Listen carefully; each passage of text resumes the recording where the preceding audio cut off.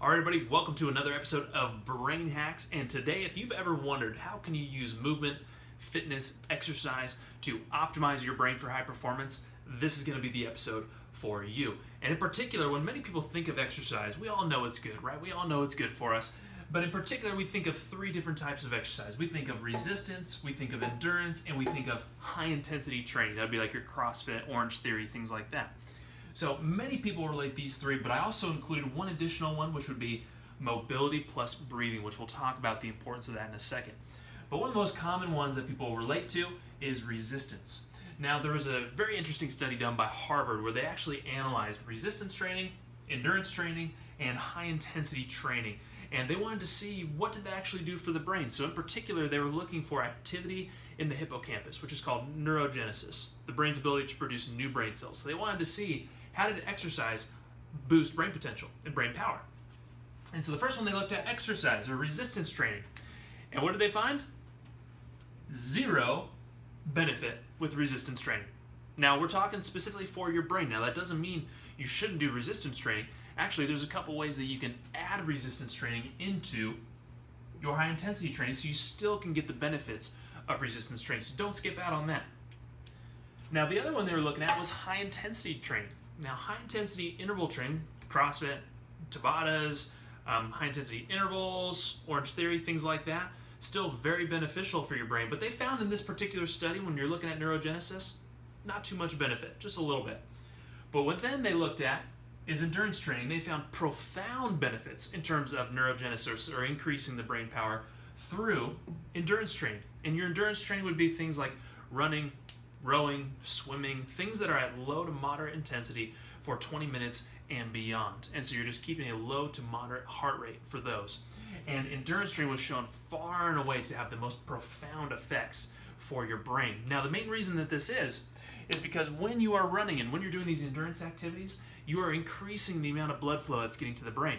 Now, your blood carries some very important nutrients and also oxygen for your brain. So imagine now you've been running for a little bit. Your brain now gets flooded with good nutrients, oxygen, and also endurance training can help boost serotonin, dopamine, all these good hormones that now are going to get in there, which is really awesome.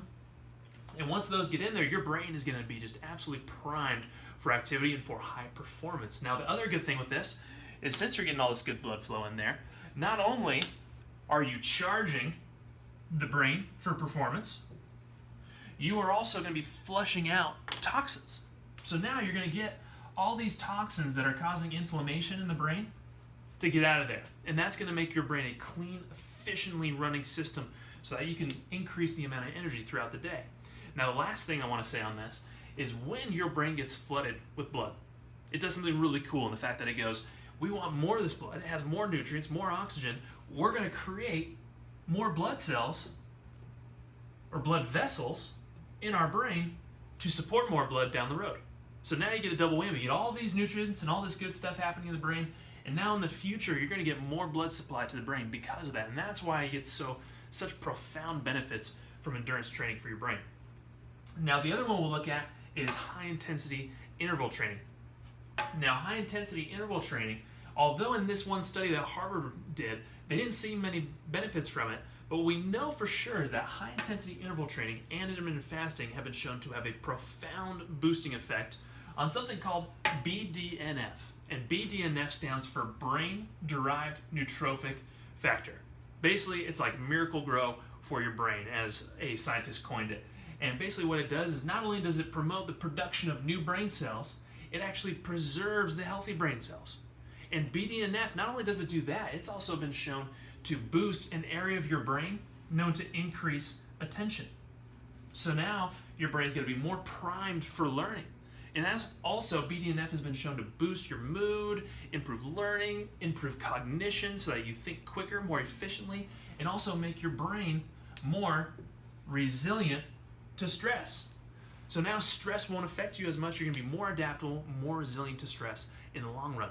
Now, high-intensity interval training would be things like CrossFit, Orange Theory, things of that nature that really gets your blood pumping. Now, these are in shorter in duration, so about 20 minutes or less. And one of my favorite workouts that you can try at home, one of the easiest ones you can do, all you need is a stopwatch, You're going to go outside, you're going to sprint for 30 seconds, and then you're going to rest for a minute and a half. And I mean rest. So you're going to sprint for as hard as you can, like a mountain lion is chasing you. As hard as you possibly can for those 30 seconds, and then completely rest, do absolutely nothing for a minute and a half. And then at the end of a minute and a half, at that 2-minute mark, you're going to restart again, and you're going to start all over. You're going to sprint for 30 seconds, rest for a minute and a half. And your goal is to work up to 8 to 10 rounds, ideally. Now, you are going to be so spent, so if you're not used to this, I'd say probably try 3 to 4 your first time around, and you'll be surprised at how winded you are. And the goal, obviously, to work up to more sets and more rounds. And max 10 rounds will take you 20 minutes. That's how easy this can be. But make sure you get a good warm-up with this too. So don't skip out on high-intensity interval training for your brain's sake. The last one we'll talk about is mobility and breath. Now, this is something I've learned from a couple different people that I think is just so fascinating. But the cool thing with mobility and breath, when you actually get full ranges of motion, your brain is constantly mapping that full range of motion to get better control over your body. But what also happens is when you breathe on top of that, we found that your brain becomes more plastic or more changeable or more ready to change. And it's a really cool habit or a really cool thing that happens, because what happens is when you get these deep breaths with the movement, it makes your brain more plastic, but it also helps to calm your nervous system, improve immune function, and make your brain more resilient to stress, and actually improves immune function, which is really, really awesome benefits of things like yoga, Tai Chi. Even if you're a CrossFitter and you do ROMWOD, amazing benefits from doing things like that. Focusing on your breath while moving. So many benefits that I can't even begin to list here. And then, so now that we've seen all of these here, it's really important to know we don't want to be a one-trick pony. We don't want to be stuck on just endurance or high-intensity training. We want to have a well-rounded paradigm, not just for our overall health, but to optimize your brain performance. And one of the best ways that you can incorporate all these is to do maybe high intensity 3 times a week. Maybe you do endurance 3 times a week. Maybe you do mobility and breath 4 times a week. Maybe you do that in the morning or after your workout. It's a very easy way to do it. Find a schedule or a routine that works best for you, and find things that you enjoy and love to do, because that's going to make your brain enjoy it more and make you more apt to do it again, which is really, really important. So that's all I got for you guys on this week's episode of Brain Hack. I will see you guys next time.